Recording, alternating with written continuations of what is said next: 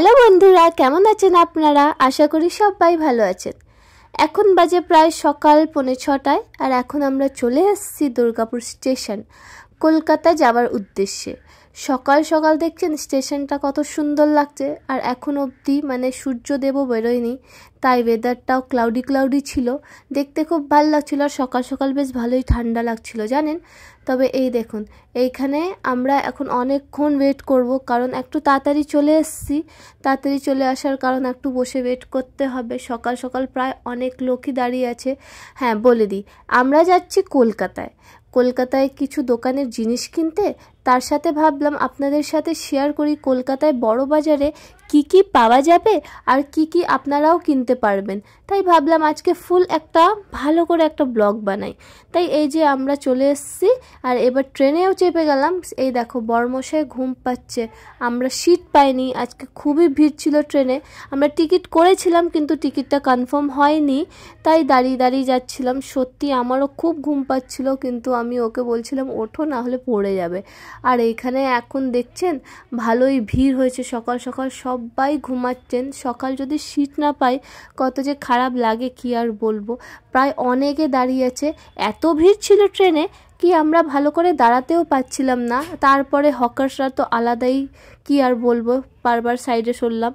অনেক কষ্টসিষ্ট করে এই যে বর্ধমান স্টেশনে আমি একটা সিট পেলাম, তবে বর্মশাই দাঁড়িয়েছিল, ওর এত ঘুম পাচ্ছিল, আমি বললাম তুমি বসে যাও, আমি দাঁড়িয়ে আছি। ও আমাকে কি আর দাঁড়াতে দিবে, তাই ও দাঁড়িয়ে ছিল। তবে পরে ও সিট পেয়ে গেছিলো, প্রায় আমার কাছেই কিছুক্ষণ ঘুমালো। তারপর এই যে আমরা পৌঁছে গেলাম হাওড়া স্টেশন, আর হাওড়া স্টেশনটা দেখছেন কি সুন্দর লাগছে। স্টেশনটা খুবই বড়। হাওড়া স্টেশন ঢোকার আগের থেকে না ট্রেনটা অনেকটা স্লো হয়ে যায়, তাই অনেক টাইম লাগে। আর এই যে হাওড়া লোকাল তো সকাল সকালে শুরু হয়ে যায়, আর এইখানে আশেপাশে অনেকগুলো বড় বড় বিল্ডিং হয়ে গেছে। যারা এখানে থাকেন তাদের হয়তো খুবই সুবিধা। আর তারপর প্রবলেমও, সবসময় দেখবেন সেই ট্রেনের আওয়াজগুলো পুঁ পুঁ করে শোনা যাবে ওনাদের। এই যে স্টেশনের এসে সব থেকে প্রথম হলো আমাদের ব্রেকফাস্ট কমপ্লিট করা, কারণ আজকে সারা দিন অনেক দৌড়াদৌড়ি আছে। ব্রেকফাস্টটা যদি কমপ্লিট না করি তাহলে উইকনেস চলে আসবে। আর এই যে ছোলা ভটোরা অর্ডার করলাম, আমি সানিকে বললাম একটাই নাও, কারণ এই ছোলা ভটোরাটা এতটাই বড় ছিল, একটা মানে দুটোর মতন ছিল, তাই দুজন একটা করে খেয়েছি।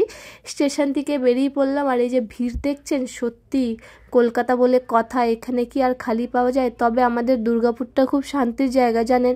আর এইখানে গরমটা তো সেই আলাদা লেভেলে ছিল। যখন দুর্গাপুর স্টেশনে ছিলাম বলেছিলাম যে আমার ঠান্ডা ঠান্ডা লাগছে, আর এইখানে এসে যে এত গরম লাগতে লাগলো, তারপর কি আর বলবো। এই যে আমরা বেরিয়ে পড়েছি এখন বড় বাজারের উদ্দেশ্যে হেঁটে হেঁটে। স্টেশন থেকে বেরিয়েই আমাদের প্রায় বেশি না 15 থেকে 20 মিনিট হাঁটতে হয়। তবে যখন হাওড়া ব্রিজের নিচে থেকে যাই না, তখন হাওড়া ব্রিজের পিকচার ক্লিক করতে আমরা নিজেরা এত পিকচার ক্লিক করি, এইখানে দাঁড়িয়েই আমাদের আধ ঘন্টা ওয়েস্ট হয়ে যায়। তবে এখানে সত্যি এত ভালো ভালো পিকচার্স আসে, কারণ পাশেই গঙ্গাজি, আর তার পাশে এতগুলো গাড়ি, উপরে হাওড়া ব্রিজ, ভিউটা এত সুন্দর লাগে। তারপর আকাশটা যে এত সুন্দর লাগে দেখতে, সত্যি ফটোগুলো এত সুন্দর আসে কি আর বলবো। এখানে যখনই আসি, প্রায় আমি বছরে 5-6 বার আসি হাওড়াতে সেই দোকানের জিনিসই কেনাকাটা করতে। তবে এইখানে আমি সববারই পিকচার ক্লিক করি। আর এইখানে রাস্তাটা সবাই আসা যাওয়া করে, ম্যাক্সিমাম লোকে বাসে যায়, কিন্তু বাসে যাওয়ারটার থেকে হেঁটে হেঁটে যাওয়ারটা ভালো, কারণ আমরা এখন খুব একটা হেভি ব্রেকফাস্ট করলাম। সানিকে বললাম চলো, আমাদের খাবারটাও ডাইজেস্ট হয়ে যাবে আরামসে। আর সারাদিন তো এমনি দৌড়াদৌড়ি থাকবেই। রাখি প্রায় নেক্সট মানডে আছে, কিন্তু আমরা এবার খুব দেরি করে এসেছি। মাথায় একটা চিন্তা ছিল, কি জানি আমরা ঠিকঠাক জিনিস পাবো কি না, কারণ এত টাইমে না ম্যাক্সিমাম যে ভালো ভালো রাখিগুলো থাকে সেইগুলো ছাটাছাটি হয়ে যায়।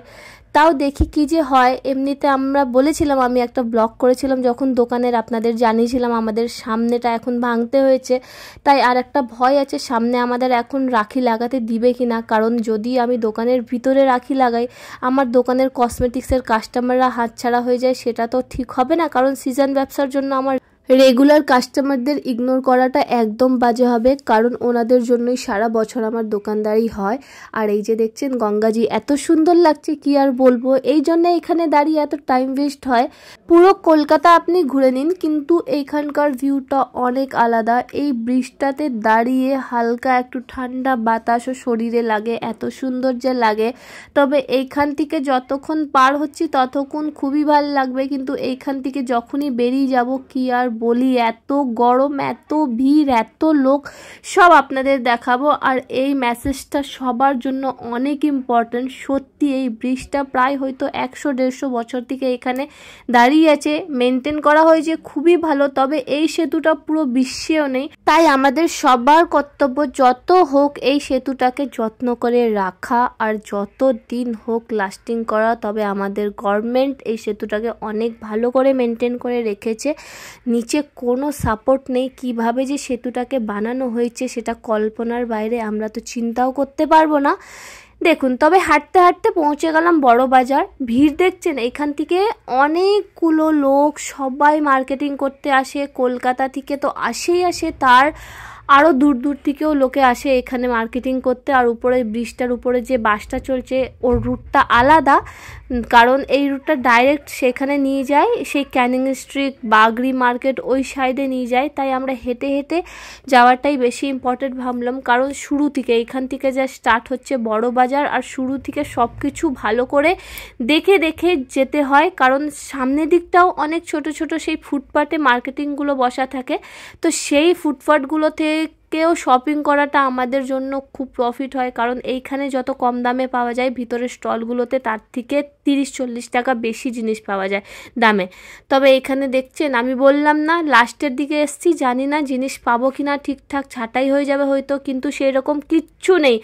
এখনও আনলিমিটেড জিনিস আছে, তুমি এখনও চয়েস করে নিতে, মানে কত আর চয়েস করবে, একটা দেখবে একটা ভালো লাগবে, কত আর নেবে, একটা আমার লিমিট আছে, সেই হিসাবেই আমাকে নিতে হবে। তবে যা দেখছি মনে হচ্ছে আমার লিমিটটা পেরিয়ে যাবে। আর এখানে ভিড় দেখছেন, সকাল সকাল সবাই চলে এসছেন প্রায়, পিছনে দোকানগুলো বন্ধ, তাই এই ফুটপাথগুলো সকাল সকাল লাগানো হয়।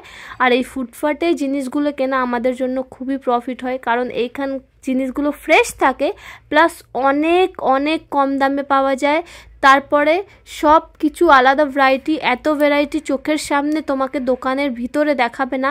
আর দোকানের ভিতরের লোকের সত্যি বলবো বিহেভিয়ারটাও খারাপ থাকে, মানে খুব একটা ভালো অ্যাটিটিউড থাকে না। মানে আমাদের সেই জোর জবরদস্তি করে ঢুকতে হয়, কারণ কিছু কিছু দোকান আছে সেগুলোর কালেকশন খুব ভালো থাকে কিন্তু বিহেভিয়ারটা এত বাজে হয় কি আর বলবো। আর এইখানে কিছু লাইটিং রাখি দেখছিলাম, এই রাখিগুলো বাচ্চাদের খুব ফেভারিট হয়, তাই ভাবলাম 1-2 বক্স এখান থেকে নিয়ে নিই। আর এই রাখিগুলো কোনো বছর আমাদের বাঁচে না, প্রত্যেক বছরই শেষ হয়ে যায়। আর এই রাখিগুলোই যখন দোকানের ভিতর থেকে কিনবো তখন প্রায় 30-40 টাকার ডিফারেন্স থাকে, মানে প্রায় এক একটা রাখিতে 5 টাকার ডিফারেন্স। ভাবুন কিভাবে দোকানের ভিতরে লোকগুলো লুটে নেয়। তাই আমি তো পার্সোনালি আপনাদের সবাইকে সাজেস্ট করব, যত হোক যদি আপনারা রাখির বিজনেস করবেন তাহলে ফুটপাথ থেকে নাই করে 70% জিনিস নেওয়ার চেষ্টা করবেন, কারণ এদের কাছে সব প্রাইজেরই জিনিস পাওয়া যাবে আর একদম চোখের সামনে রাখা থাকবে। আর যদি আপনারা বার্গেনিং করতে পারেন তাহলে তো অনেকই ভালো, তবে এখানে বার্গেনিং হয় না, কারণ পুরো হোলসেলার মার্কেট, এনারা অলরেডি খুব কম প্রাইসে জিনিস নেয়, আর এইখানে বার্গেনিং একদম হয় না। তবে অনেকে করে, আমি 2-3 জায়গা করেছি, তবে অনেকগুলো জিনিস নেওয়ার পর হয়তো 10 টাকা 20 টাকা কমানো হয়েছে, তার থেকে বেশি পারবেন না আপনারা। আর এইখানে আপনারা একটা দুটো নিতে পারবেন না, একটা গ্রুস মানে টোটাল 144 পিস নিতে হবে। এই গ্রুসগুলো মানে টোটাল 12 দর্জন থাকে। আর এখানে স্টোনের রাখিগুলোও ছিল, খুবই ভালো ভালো ছিল আর খুবই চয়েসেবল ছিল, তাই আমি ম্যাক্সিমাম রাখি এইখান থেকে নিয়েছি। আর এখানকার কালেকশনগুলো যেভাবে আপনারা চোখে দেখতে পাচ্ছেন, ভিতরে যে দোকানগুলো আছে সেইখানে দেখতে পারবেন না, ভিতরে দোকান 1-2টো আছে যেখানে কালেকশন খুবই ভালো থাকে, তবে যাওয়ার একদম ইচ্ছে করে না, বাধ্যপূর্বক যেতে হয়, কারণ কিছু কিছু রাখি ওইখান থেকে নিতে হবে, কারণ মাঝখানের প্রাইজের রাখিগুলো এখানে পাওয়া যায় না। এইখানে না হলে একদম কম প্রাইস আর না হলে একটু বেশি প্রাইস, সেই মাঝারি প্রাইসগুলো তো আমাদের মেনটেন করে রাখতে হয়। সেই 10 টাকা থেকে প্রায় 300-400 টাকা অবধি রাখি পাওয়া যায়। আর এইটা হলো এই মার্কেটটাতে প্রায় রাখি, হোলি সব সিজনে আমার আসা হয়। এইখান থেকে আমি কসমেটিক্স প্লাস যারা একটু একটু সেই বাচ্চাদের বই খাতা পেন্সিলের ব্যবসা করেন তারা এখানে এই মার্কেটটাতে আসবেন। এই মার্কেটটাতে অনেক কিছুই পাওয়া যায়। আর এখন কদিন পর 15th আগস্ট, আর আমি যখন ভিডিওটা ছাড়বো 15 আগস্ট হয়তো পেরিয়ে যাবে। তবে 15 আগস্টের কিছু মাল আমি কিনেছি দোকানের বাইরে লাগানোর জন্য, কিছু এটা ফার্স্ট করব। তাই 15 আগস্টের কিছু পতাকা, ব্যান্ড, হেয়ার ব্যান্ড, বাচ্চাদের রিস্ট ব্যান্ড সব কিছু কিনেছিলাম। আর খুব কম প্রাইসেই পাওয়া গেছিলো। এখানে ভিতরে একটা কাকুর দোকান আছে, সেই কাকুটার দোকান আমরা প্রায় 6-7 বছর থেকে আসছি। আর ওনাদেরই বিহেভিয়ারটা এখানে সব থেকে ভালো, এত সুন্দর বিহেভিয়ার কি বলবো। এখানে আপনারা সাইডে দেখছেন কত সেই ট্রাই কালারের পতাকা, তারপরে ব্যান্ড, তারপর স্টল, অনেক কিছু সব কিছুই প্রায় পাওয়া যাচ্ছে। পাশে রাখিও লাগানো আছে। সবসময় এরকমই হয়, রাখিটা আর এই ইন্ডিপেন্ডেন্স ডেটা প্রায় একই সময় হয়। আর এই দোকানটাতে এসে তো আমার এত কষ্ট লাগলো কি আর বলবো। এনারা সব থেকে বেশি, পুরো মার্কেটে সব থেকে বেশি রাখি এনাদের কাছেই থাকে। কিন্তু এই বছর এনারা রাখি বিক্রি করছেন না। 15 আগস্ট বলে এখানে শুধু পতাকা বিক্রি হচ্ছিল। আর ওইখান থেকেই আমি রাখি কিনি সব থেকে বেশি, তাই আমাকে ঘুরে ঘুরে অনেক খাটনি করতে হয়েছে। তারপরে আমি চলে এসেছি আমার কসমেটিক্সের দোকানের জন্য কিছু ইমিটেশন জুয়েলারি দেখার জন্য। এখানে আমি পায়ের তোড়া দেখছিলাম। তবে আমি একটা কথা বলে দিই, এইখানে যে ফুটপাথ থেকে যারা জিনিস নিবে তারা একটু বার্গেনিং করবেন, কারণ এইখানে একটু প্রাইস বেশি নেয় ফুটপাথে, কারণ 1-2টো জিনিস দেয় তো একটু প্রাইস বেশি করে নেয়।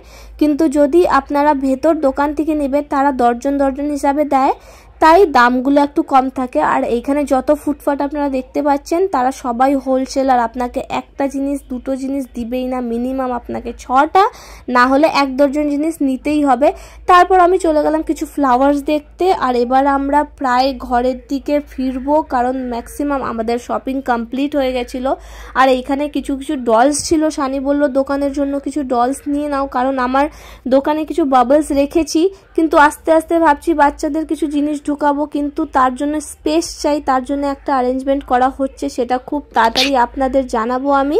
আর এই যে এখানে প্রায় আমাদের শপিং কমপ্লিট হলো। এটা হচ্ছে ট্রান্সপোর্ট, যদি আপনাদের জিনিস কেনাকাটি হয়ে যায় এখানে ট্রান্সপোর্ট আছে। এইখান থেকে আপনারা প্যাকিং করে আপনারা যেখানেই পাঠাবেন সেখানে পাঠাতে পারেন। আমাদের সেই রকম জিনিস ছিল না, তাদের 4-5টা ব্যাগ হয়েছিল, সেটা আমরা হাতে করেই নিয়ে যাওয়াটা সেফ বুঝলাম, কারণ কিছু জিনিস ট্রান্সপোর্টে পাঠালে অনেক ভাঙ্গাচোরা হয়ে যায়, কারণ ওনারা খুব ফেলে জিনিস দেয়। আমার দাদারা ট্রান্সপোর্টে পাঠায় যখন, হোলির সময় অনেকগুলো পিচকারি ভেঙে যায়, কি আর কিছু করার নেই, অতগুলো পিচকারি আনাটা সম্ভব হয় না। তবে আমি যতটা চেষ্টা করি হাতে করেই নিয়ে চলে আসার চেষ্টা করি। আর প্রায় আমাদের এবার শপিং কমপ্লিট হলো। এবার আমি ফিরবো, রিটার্নের সময় আবার সেই হেঁটে আসছি, আস্তে, কারণ এখন আমাদের আধ ঘন্টা থেকে 45 মিনিট পর ট্রেন। তাই সানিকে বললাম চলো হেঁটে যাই। ফাইনালি পৌঁছে গেলাম দুর্গাপুর। আর দুর্গাপুর এলে যা শান্তি পেলাম কি আর বলবো আপনাদের, এইখান থেকে বেশি শান্তি আর কোথাও নেই। তবে হয়তো আমি আপনাদের বড়বাজার 1/3 পার্টও দেখাতে পারলাম না, কারণ অনেকটা সময় লাগবে, ওটা কিচ্ছুই ছিল না, আরও অনেক বেশি এক্সপ্লোর করতে হবে। তবে নেক্সট টাইম আশা করি ভালো করে এক্সপ্লোর করব। সেই টাইমটা আমি শুধু ভিডিও করতে যাব, জিনিস কিনতে যাব না। আর আমার এই ভিডিওটা আপনাদের কেমন লাগলো প্লিজ জানাবেন। একটু ভালো লাগলে লাইক, কমেন্ট, শেয়ার করতে ভুলবেন না। So thanks for watching, tata.